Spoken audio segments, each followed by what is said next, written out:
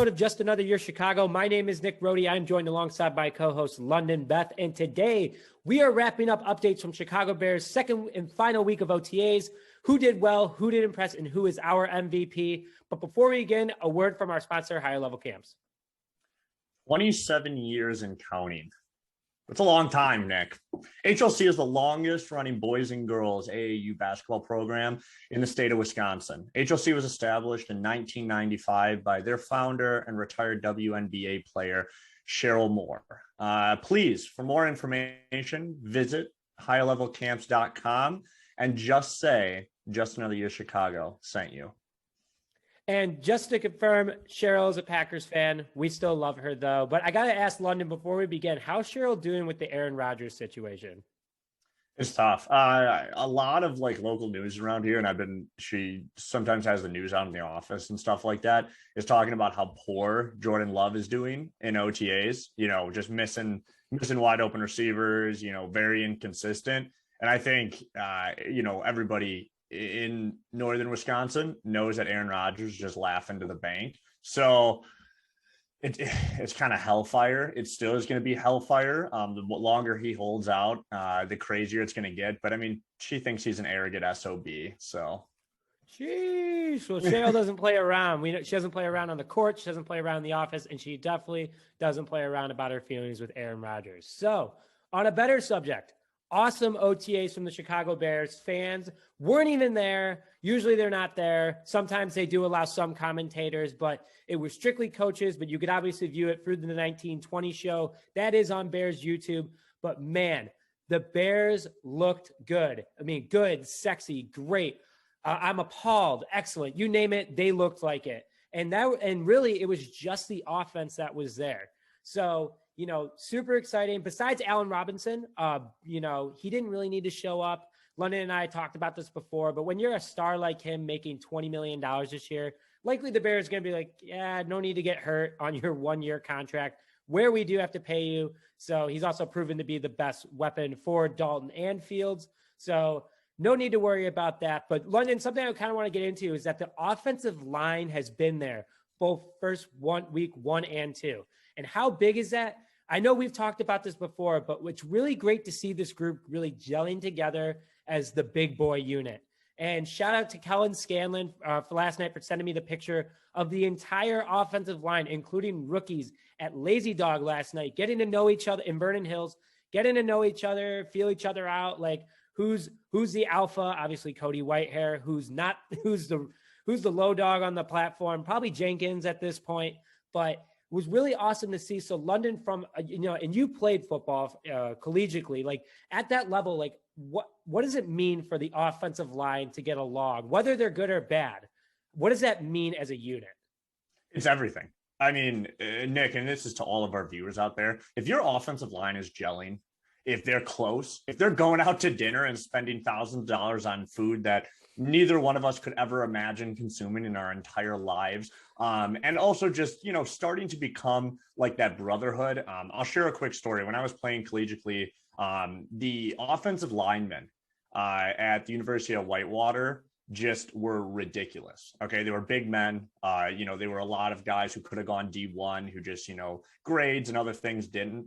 One of the Whitewater players actually just got drafted in the second round of the Denver Broncos. So you can tell what kind of level of talent was there. But those guys, they partied together, they drank together, they ate together. They all stayed in the same kind of areas in regards to apartments and dorms and stuff like that. They did everything together and they moved as a cohesive unit on and off the field. And it created just a dominant offensive line. And that's what we're seeing from the Chicago Bears is we're seeing, Cody Whitehair, we're seeing the rookies, we're seeing Sam Mustipher, we're seeing all these offensive linemen, going out to eat together, putting on those, well-needed carbs that, we'd love to see before training camp hits. And we're seeing them all show up and get as much work in as they possibly can. That is a determined offensive line. That is an offensive line that knows that they can be very good this coming up year. And our offensive line is everything, especially for David Montgomery, especially if we're going to have a rookie quarterback play at some time this year. Keeping him upright, keeping him protected is the number one goal. And any Bears fan out there, if you don't love this and you are not just chomping at the bit for our offensive line, all being at OTAs, all going out to dinner, then you're just not a football fan. You're just not. And I think most Bears fans, and please comment below if you agree with this, but a lot of Bears fans can agree that, until 2018, the Bears have not had a good offensive line. Kyle Long was the only bright spot for a very long time on the offensive line. Then we got Whitehair. It took him a year or two to develop. He wasn't horrible when he started, but just like any other player, you need to kind of get your groove in the NFL. Unless you're Quentin Nelson, like you are not going to be an all-pro offensive lineman your first year in the NFL. So I totally agree with you that this is just a different type of offensive line. And back in 2006 with Olin Kreutz, Reuben Brown, John Tate, that group was also Roberto Garza was very gelled together because starting to smell like that. Starting to smell like that in Chicago again. It's also starting to smell like a lot of deep dish pizza coming from their side of the locker room. But don't be by the linemen, because they get a little stinky. They sweat the most on the field by far. So, but like you were also saying, this group of offense, they are big men, and especially if they go out and get a guy like Morgan Moses, which is still a possibility. That offensive line is looking very strong and promising this year. And the fact that they were all at OTAs, especially a guy with the name of James Daniels, who got injured in week 4, was it 5? It was 5. It was against, or 6. It was against the Colts, kind of when the Bears started to, go down. James Daniels has been at OTAs. He's looking big. He's looking mean. And it's very exciting for the Chicago Bears, especially being also a young unit. How does this also benefit the rest of the team? Andy Dalton and Justin Fields can trust that they're going to have the time to throw to their weapons. They're going to have time to make different play calls. No matter the situation, their offensive line is going to protect them. David Montgomery, who the Bears, London has hit on before, really don't use the fullback, and a lot of the NFL doesn't anymore. So you're depending on your linemen even more. So that's really big. But London, I want to get into that with you in regards to Dalton and Fields, because they both looked great in their respected ways at camp. And I know that you're very excited about Justin Fields, so we're going to hit on him first. But, what did you see out of Justin Fields? I saw that he was a quick learner and he just kept flashing potential. But you love, doing your research on this guy. What more did you see from him in regards to his play at OTAs? The one thing that we saw and we were expecting to see coming out of the draft due to his, what do they call that test that they did? The cognitive test that they do with quarterbacks. He scored the highest. He, scored higher than any other quarterback ever in the history of their testing. We expected him to pick up the offense very quickly, understand what kind and type of plays and offensive personnel and different kinds of formations that we were going to use in OTAs to get him ready. And just the command of the offense. I will say this once, I will say this a million times. David Montgomery coming out, talking about his rookie year, how he was shy, how he really felt like his body really wasn't ready. He didn't run correctly. He had to change his running form. And him saying, that's not Justin Fields. He goes, that's not him. He's not even a rookie. And just hearing what the quarterback coach, Doug Filippo, and, the offensive coordinator is, just everybody, what they're saying about him is exactly what you want to hear. It's the complete opposite of what you're hearing about, Jordan Love. I actually heard Trevor Lawrence, even though I think he's going to be a great quarterback and anybody who doesn't is just absolutely ridiculous. He didn't have the greatest OTAs. We're not seeing, we're not hearing, even from just, random people who were their reporters are saying he's commanding the offense. He's doing really well in his positioning. He's a very quick learner. And that's exactly what you want from soon to be your franchise quarterback and 11th overall pick out of Ohio State. And he's not like a cocky rookie either. You're saying he has confidence, but it's not cocky confidence. It is mature.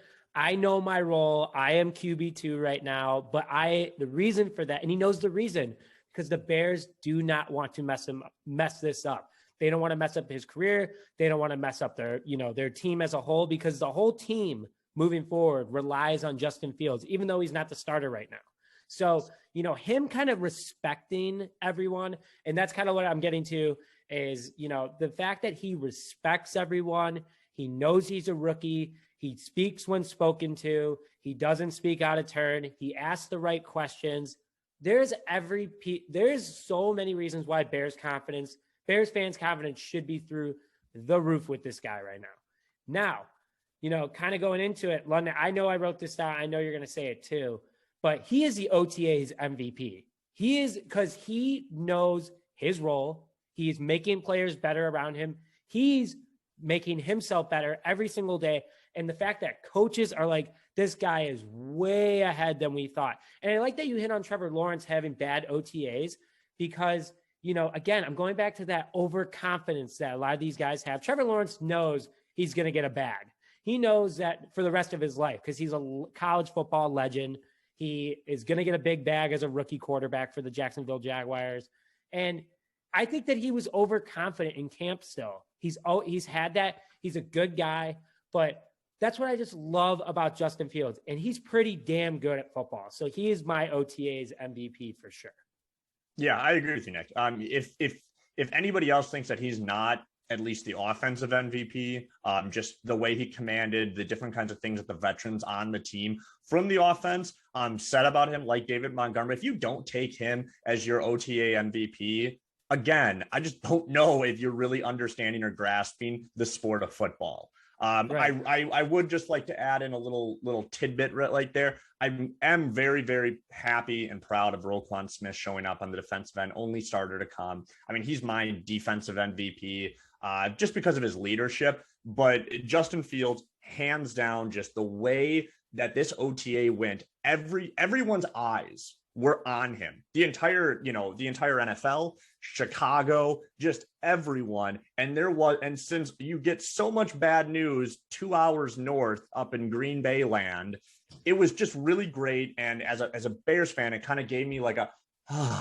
we're good having him be the OTA MVP. It just, it took a lot of weight off our shoulders. It really did.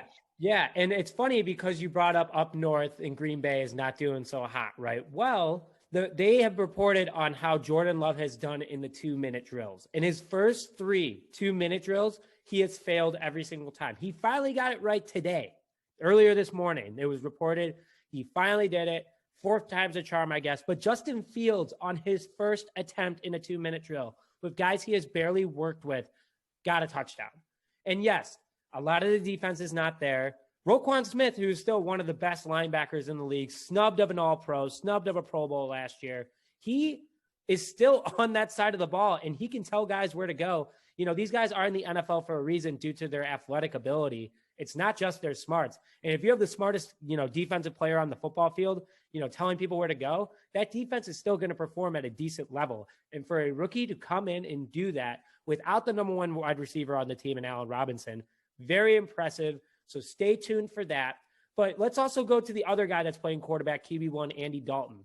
He also had a really good OTAs, not just because of his athletic ability. There is no doubt that Justin Fields is the better athlete out of the two. But he took his leadership role very, very seriously. Coaches have reported on it. Players have reported on it. Justin Fields even reported on it, saying, it's really great working with a guy like Andy Dalton because of his experience and how he also knows his role of being a mentor for a guy like Justin Fields. He pointed out, Andy Dalton pointed out where guys were struggling. Unlike Mitch and Foles, it was constructive criticism. It wasn't like, F you, man, way to not do that. But he was like, okay, here's what you did wrong. Let's do it better next time. The difference between, a pissed off hothead and a leader. There's 2 different ways to handle things, and Andy Dalton did that really well. Yeah. And he just proved exactly why we're paying him $10 million. I mean, we are now paying him $10 million to help groom Justin Fields into the franchise quarterback for the Chicago Bears. And again, if OTAs are any sort of, kind of peek into how the rest of the summer is going to go, how training camp is going to go, how the preseason is going to go, which, by the way, I hear Justin Fields is going to be playing a ton in the preseason, which is great. I think that's an amazing idea. And just great for him overall. if this is even just a glimpse into kind of what we're going to see the rest of the summer, Andy Dalton is worth every penny of that $10 million. Absolutely. Every single penny. He's going to continue to be a great leader. He's going to help Justin Fields. Again, Justin Fields isn't the biggest talker. Andy Dalton can be that leader, command the offense, talk with these rookies, all over the field. So many people were out on Andy Dalton. I mean, I was a little bit out on him. I totally understand that. But the way he's handling this position right now, utmost respect for him. I'm very, very happy. And honestly, like I said, if $10 million turns Justin Fields into a franchise quarterback because of Andy Dalton's leadership, I'll pay $10 million every year. Honestly, we can get a statue of Andy Dalton in front of Soldier Field if Justin Fields turns out to be a franchise quarterback. Absolutely. It should be Andy Dalton, like with his arm over Fields, just hanging out. Like, I got you, man. No, absolutely. And I think you're totally right. I think he's winning over Bears fans now. Everyone was pissed at the beginning for sure. Very few Bears fans were happy. I tried to look for the positives in it. Obviously, there were negatives, and he is winning guys over just with his respect. But moving on to bigger news, speaking of training camp, is that news broke this past Monday that the Bears will allow fans to attend training camp at Hallis Hall. Dates are to be determined. And just so you guys know, if you are in the Chicagoland area, Just Another Year is looking to partner with a local bar, and we will have some sort of event, whether that be a tailgate or just, a Bears get together. And we are working on that currently. Information won't come out till we know more about dates, but stay tuned for more to come on our Bears episodes. But kind of quickly jumping on to topic number 2, no defensive veterans showed up again, except Roquan Smith. Guys are resting their bodies. As we know, the defense was pretty banged up toward the end of the year, which kind of hurt us, in the playoffs with, Jalen Johnson, Roquan Smith. Akeem Hicks wasn't 100%. Khalil Mack's back was bothering him all year. Totally understand. Keep it the way it is. But, I'm fine with that. The one person I would have liked to see at OTAs from a veteran standpoint is not Eddie Jackson. It was Robert Quinn. Quinn lost a lot of respect last year in regards to Bears fans because, players have personal problems. Totally understand that. At the beginning, it was known as personal issues for Robert Quinn, which it very well could have been. And some news broke out about it, but no one really knew that he was battling with a foot injury all year. And obviously being a defensive end, he's putting, so much pressure on his entire body, especially his feet, because he has to be fancy with them to get around offensive linemen. He's got to be pushing. So I did not like that it was kind of shoved under the rug. I mean, I get it from a play, like mentally messing with the other teams. Like you have to plan around a guy like Robert Quinn, but teams figured out by week 3 that there was nothing to worry about with Robert Quinn because he wasn't doing anything. So that's just something I wish I would have seen. But London, like super fast. Is there anyone else you would have liked to see at OTAs from a veteran standpoint? Yeah, Nick, I agree with you. Robert Quinn should have been there. 100%. He had 11 and a half sacks. We're paying him $70 million. He should have been there. Maybe he's getting healthy. Maybe he's rehabbing. If he comes out in training camp and looks dominant, sure, we'll totally forget, but I agree. I think he needs the work. I think he should have been there. Real quick, just another person who I think possibly should have been there on the defensive end who wasn't. Again, I'm just going to resort back to this, Jalen Johnson. Again, yes, I know he's rehabbing. I know he's working. He didn't even have to suit up. Just having him there, showing that our CB1 going into this season is putting the work in. It would have just been nice, the energy-wise. It would have just been nice to see him there. Like I said, I wouldn't expect him to run any drills or anything because I know they're going to try to keep him as healthy as possible. That would have been one that I really would have liked to see there. Yeah, I mean, totally agree, especially now that he is the leader of the cornerbacks. Excuse me, I 100% agree with that. But going into someone that was there and totally impressed, Cole Kmet, man. Cole Kmet is on his way for a breakout season. The only person stopping him from having a breakout season is himself. If you look in the 1920 videos posted on Chicago Bears YouTube, Kmet looks stronger, sheesh, faster, sheesh, and more confident than ever. I mean, Chicago grown kid, who wouldn't want to play for your team? He looked really good at the end of last season. And again, we talked about him having a breakout year, but again, he just looked even better this week than last week. So this guy is ready to go. And especially with a guy like Jimmy Graham, a potential future Hall of Famer, who is on the last year of his contract, likely on his way out unless he takes a big pay cut next year. Komet is the next guy, and we need to see that out of him. That is why we took him as our first pick last draft in our first of 2 second-round picks. First was Komet, Jalen Johnson. Great second round for the Bears last year. But Komet is on his way, and I'm feeling very confident at the tight end position that Bears fans haven't felt confident about since, obviously later in the year we found out we had decent tight ends. But entering a season, we weren't confident last year. We weren't confident the year before or the year before the year before. I mean, Martellus Bennett wasn't even confident because who knew what we were going to do with him. So I know you like Komet, London, but he looks good. What can you say? And the Bears' biggest problem that we've been having for probably 10 years now is we just bring in a veteran guy. We bring in a guy like Jimmy Graham, who's kind of on the back end, like a Martellus Bennett. And we bring him in, we pay him some money. We hope he can produce. 9 times out of 10, they don't produce. It's just kind of what the Bears tight end room has been for, honestly, a good amount of time. I'd say about 10 years. I can't really name like a significant tight end in the last 10 years that we like homebred. Komet is that guy. I will say I will revert back to the whole Andy Dalton being worth $10 million if Justin Fields turns out to be a franchise quarterback. Same kind of thing with Jimmy Graham. I know a lot of people, including yourself and a ton of other people out there on Bears Twitter world, are like, we should kind of just cut Jimmy Graham. Is he worth the couple $1 million we're going to have to pay him? He should take a pay cut, so on and so forth. It's been clearly reported, and we've seen it all over Instagram because they were in a helicopter together in Miami, the whole 9 yards.